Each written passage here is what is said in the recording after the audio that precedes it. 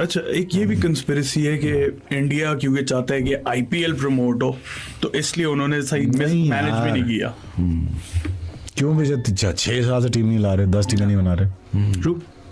तो अपना ब्रांड बना रहे तो बना रहे ना भाई, उनका क्या कसूर है? वो पैसे लगा रहे हैं, वो पैसे बना रहे हैं, तो हाथ पे क्या मामे लगते हैं वो? सेकंड और third most valuable league in the world IPL now overall sports में। मुझे एग्जैक्ट नंबर्स नहीं पता, ये आप गूगल कर ले, मेरे ख्याल में ये बिलियंस ऑफ डॉलर्स में चली गई। 26,000 करोड़ मेरे ख्याल में। नहीं हूँ ना करो ना, 26,000 करोड़ इंडियन है। हूँ क्या होता है? ये डिजिटल राइट्स बता रहा हूँ।